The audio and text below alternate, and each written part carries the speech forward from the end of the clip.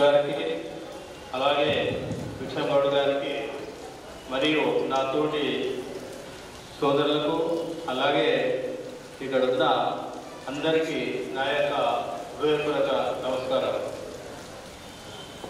ఎందుకంటే నేను బహుజన రాజ్యం పార్టీ నుంచి ఎందుకంటే నేను కూడా కష్టపడి మరి ప్రాపర్ వేరేవా నేను 78గా ఇక్కడ సిటీకి రావాలంటే మా ఫాదర్ ఒక 5 రూపాయలు ఇవ్వాలంటే కూడా కష్టపడదు ఆ టైంలో. మిత్రులారా, ఇక్కడ 2 అంశాలు చెప్తాను. సమయము సందర్భం కూడా ఉన్నది కాబట్టి ఎక్కువ పోకుండా.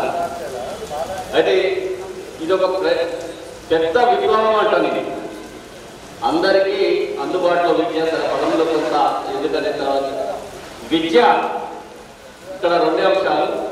విద్య ఇప్పుడు ఎట్లున్నది, ఎట్లుండాలి అనేది మనకు క్లారిటీ ఉంటే ఎక్కడికి పోవాలో అర్థమైంది. సరే, ఇక్కడ చెప్పిన వాళ్ళందరి అనుభవాల్లో ఉన్నటువంటి ఈ కాన్సెప్ట్కి సంబంధించినటువంటి మంచి చెప్పిన వాళ్ళకి ధన్యవాదాలు తెలియజేస్తూ, అందులో ఏమన్నా కాన్సెప్ట్కి విరుద్ధంగా చెప్పిన వాటిని నిర్ద్వందంగా ఖండిస్తూ మేము మాట్లాడుతున్నాం. మిత్రులారా, నా పేరు కాసాని శ్రీనివాసరావు, మాది జై స్వరాజ్ పార్టీ. మా పార్టీ జై స్వరాజ్ పార్టీ, మా పార్టీ జెండాలో 5 అంటే పార్టీ గురించి ఇంకొక ఒకటే పదంతో 5 నక్షత్రాలు ఉంటాయి. 5 నక్షత్రాల్లో ఫస్ట్ నక్షత్రం విద్య. సో ఆ విద్య రిలేటెడ్గా ఇక్కడ పెట్టే కాన్సెప్ట్ రిలేటెడ్గా మాట్లాడుతున్నారు. మిత్రులారా, ఒకటే, ఇప్పుడు ఈ రాష్ట్రంలో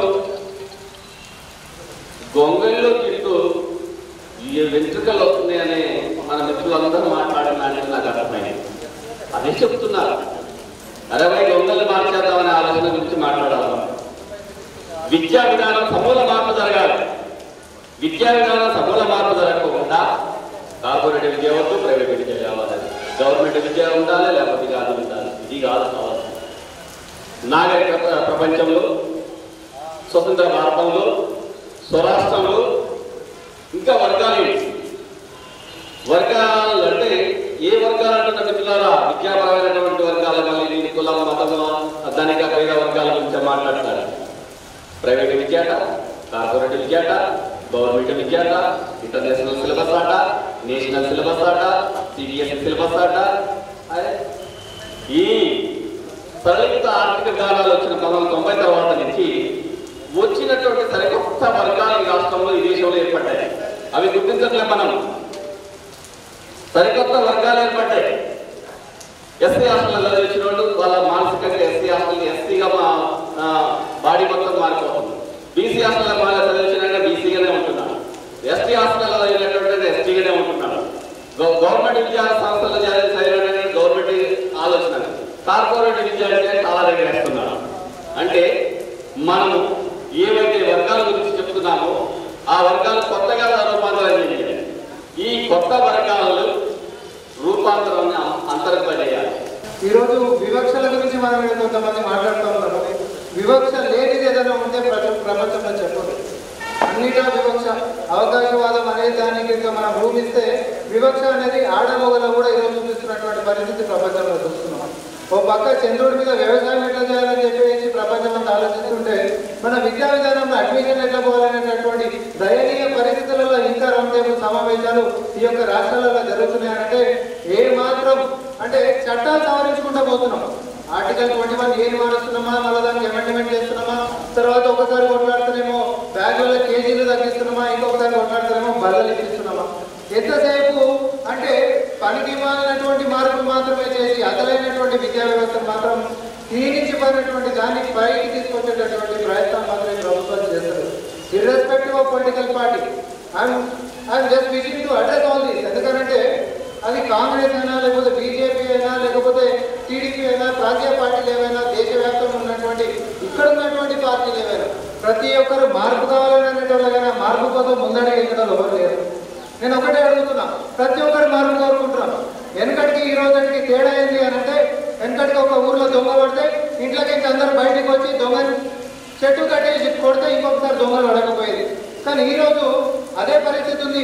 ఒక ఇంట్లో దొంగ పడ్డారంటే అందరూ లేచి చూసుకోవచ్చు. ఏడాదంటే పక్కింట్లో దొంగడు పట్టడంతో నాకెందుకు వచ్చిన పంచాలి, నా ఇంట్లోకి వస్తున్నా అని చెప్పి పోయి గడియ పెట్టుకుంటుంది. పక్కన ఇంట్లో దొంగ పడితే ఉదయసినతో ఈరోజు మనందరం వ్యవహరిస్తే రేపు పొద్దున సిద్ధంగా ఉంటుంది, నెక్స్ట్ ఇల్లు నీకు పనే ఉంటుంది. సేమ్ అట్లనే విద్యా విధానమైన ఇంకో విధానమైన వైద్య రంగమైన ఈరోజు అనిస్థితికి గురవుతున్నటువంటి ఇన్ని రంగాలలో కూడా ఈరోజు మనకు నిజంగానే అన్యాయం జరుగుతూ ఉంది అని అంటే ప్రశ్నించడానికి రౌండ్ టేబుల్ ఇట్లాంటివి ఎన్ని హాలు బుక్ చేసుకొని మనం సమావేశాలు పెట్టుకున్నా మార్పు రాదు. ముఖ్యంగా పెద్దలు మరి అన్న భీమగోని మహేష్ అన్న ఇది సాధ్యం కాదన్నాడు. అన్న మన నాయకులం అన్న మీరు నాయకులు మీ యొక్క మాటలను నేను చాలా పూర్తి చేసినాక రాత్రిలో నిజంగానే నెరవేర్చబడుతుంది. ఇది సాధ్యం కాదు, అసంభవం అనేటటువంటిది మనకేది కాదు. అప్పటికి ఇప్పటికి ఎప్పటికీ మార్పు ఏంటిది అని అంటే సంకల్పం దృఢంగా ఉంటే మన యొక్క ప్రయత్నం గట్టిదైతే గమ్యం అనేది చాలా ఈజీగా చేరుకుంటాం అంటారు కదా జనరల్గా. ఈరోజు పోరాటం అనేది మనం చేసుకుంటా పోదాం, నెక్స్ట్ జనరేషన్కి అప్పుడు బిడ్డ స్వాతంత్రం గురించి కూడా ఎవరు కొట్లాడకపోయినట్టు ఈరోజు మనం రాకపోయేది. కానీ ఈరోజు బ్రిటిషర్స్ మెదుకుంటున్నటువంటి పరిస్థితుల్లో మళ్ళీ వెనక్కి పోతున్నాం. మనం వివక్ష ఉంది, మీరంటున్నట్టు కూడా ప్రతిదంగా దేంట్లో లేదు వివక్ష. రిజర్వేషన్స్ వల్ల పొంది లబ్ధి పొంది ఒకసారి అధికారంలో కూర్చున్నటువంటి ఆ యొక్క రిజర్వ్డ్ క్యాండిడేట్ ఎంతమంది సొంత కోటి పిల్లల్ని పైకి తీసుకొస్తున్నటువంటి పరిస్థితి ఉందా నేను అడుగుతున్నా. అన్నింటిలో ఈ యొక్క వివక్ష ఉంది. విద్యా వ్యవస్థలో వివక్ష కులాల రంగులు చూసుకొని లేదు. దయచేసి నేను చెప్తా ఉన్నా, ఈరోజు సమాజంలో ముఖ్యంగా ప్రపంచంలో రెండు కులాలు ఉన్నాయి. ఒకటి డబ్బులున్న కులం, ఒకటి డబ్బులు లేని కులం. మీరెన్నన్నా అది ఎస్టీ అయినా ఎస్సీ అయినా బీసీ అయినా ఓబీసీ అయినా లేకపోతే ఓసీ అయినా ఈరోజు డబ్బులున్న వాళ్ళందరూ ఒకటే. అందుకని ఇది ఒకటే నిర్ణయం ఏంటంటే అందరికీ కేజీ నుంచి పీజీ వరకు కావచ్చు, మరి ఎస్సీ కావచ్చు, ఎస్టీ కావచ్చు, బీసీ కావచ్చు. ఈ రోజు ఎన్ని స్కీములు పక్కన పెట్టాలి, ఏ స్కీమ్ అవసరం లేదు. ఈ రోజు రాష్ట్రంలో ఒకరే భయపడుతున్నారు. మా పిల్లలకు నాణ్యమైన విద్య చదివించాలంటే ఒక కార్పొరేట్ విద్యా సంస్థకి అయితే ఇంత ఫీజు అడుగుతారు. నాకు ఆరోగ్యం ఖరాబ్ అయితే ఒక హాస్పిటల్కి అయితే ఇంకో 8 లక్షలు అడుగుతారు. ఈ రెండే అంటున్నారు. ఈ రాష్ట్ర ప్రభుత్వం రెండే, విద్యా వైద్యం, ఈ రెండు ఫీజు చేసేస్తే ఈ రాష్ట్రంలో ఉన్నటువంటి దౌర్భాగ్యం ఏంటంటే ఈ రెండు ఏ దేశంలోనైనా ఈ రెండో విద్యా వైద్యం. ఈ విద్యా వైద్యాన్ని ఫీజు చేసేస్తే ఖచ్చితంగా మన వాళ్ళకు అందుబాటులో ఉండేటువంటి ఆస్కారం ఉంటుంది. అదేవిధంగా ఉన్నటువంటి ప్రభుత్వ పాఠశాలను ఈ రోజు మనం అందరం కూడా ఇప్పుడు అందరూ కూడా పోరాటం చేస్తారు. కాబట్టి ఏంటంటే గుర్తించాలి ఆ యొక్క ప్రభుత్వం యొక్క పాఠశాలలు ఎక్కడెక్కడ ఏ పరిస్థితిలో ఉన్నాయి, ఆ యొక్క పాఠశాలకు విద్యార్థులు ఎందుకు వెళ్తలేరు, అందులో ఉన్నటువంటి సౌకర్యాలు ఏ విధంగా ఉన్నాయి. ఈరోజు జిల్లాల వారీగా ఆ అధికారులకు డిఈఓలకు మనం విన్నవించి కనీసం కార్పొరేట్ పక్కన పెట్టేసి ప్రభుత్వ స్కూళ్ళ మీద మన యొక్క కాన్సన్ట్రేషన్ పెట్టేసేసి ఆ యొక్క మౌలిక సదుపాయాలు అక్కడ ఏమేమి లేవనేది దాని గురించి మనం రాసి అవసరం అనుకుంటే అక్కడ పిలిపించి చూపించేసేసి అక్కడ మనం చెప్పించాల్సిన అవసరం ఉంది. ఆ విధంగా ముందుకు పోతే తప్పితే ఈ యొక్క ఏదైతే మనము అందరికీ విద్య అందుబాటులో అనేటువంటి కార్యక్రమం ఏదైందో అది ఖచ్చితంగా నెరవేరుతుంది. నెరవేరడానికి పక్క రాష్ట్రాలు కార్యక్రమం చేశాయి. మనం కూడా అన్ని ప్రజా సంఘాలుగా, విద్యార్థి సంఘాలుగా, యువజన సంఘాలుగా ప్రభుత్వం మీద ఒత్తిడి తీసుకొచ్చేసి ఖచ్చితంగా వాళ్ళ మెడలు వచ్చేసి సాధించుకోవాల్సిన అవసరం ఉంది.